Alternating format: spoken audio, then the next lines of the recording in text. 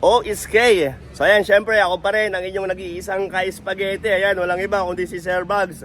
Okay, and for today's vlog, ayan, checking tayo ng unit ngayon, yung kukunin namin syempre para ayan, maireto sa inyo. At ayun, sa tao tayo kukuha, first owner at hindi repo, syempre, para may idea tayo sa history ng sasakyan, ayan, para makusap natin yung may-ari kung paano niya ginamit. At ayun, ipapakita ko sa inyo yung sasakyan, kung anong itsura niya bago namin kunin. Syempre, gusto ko transparent tayo sa lahat ng bagay. At ito, meron tayong scanner para ma-check natin kung may issue yung sasakyan. At yun, dahil may contact tayo sa LTO, itatawag din natin yan syempre para malaman natin kung may alarm o may apprehension.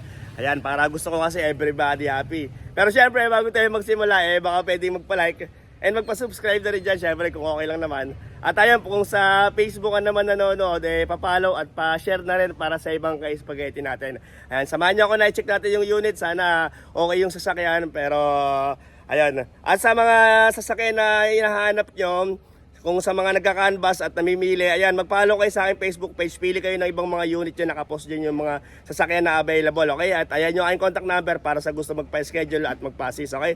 So, tara, punta natin yung sasakyan. Let's go! Okay, so, andito na tayo ngayon sa pagkukuha na natin ng unit. Ito, check natin. Ayan, 2018 Suzuki Ertiga. Yan, napakakinis na ito. Medyo maalikabok lang, pero mukha siyang sariwa. At ayun, sa gulong, makapal pa yung kanyang gulong, oh. Yan. Meron na rin ilaw dito. GLX yata ang ano nito. GLX ba ito, boss? GL lang. Yan, ito mukhang sariwa to.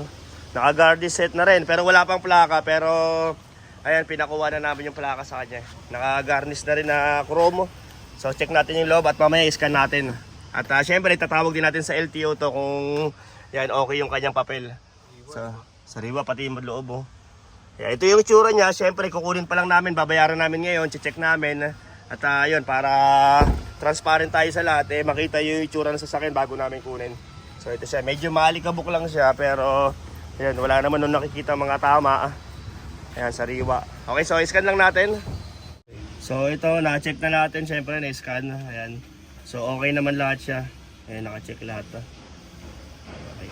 So wala siyang problema. Syempre, check din natin yung pang-ilalim, kaya test drive, and then mamaya tawag na tayo sa LTO para ma-check natin sa kanyang papel naman. Okay, so ayun, na-check na natin syempre yung sasakyan. Okay, maganda yung pintura, maganda yung loob, and then na-scan na rin natin at wala namang problema.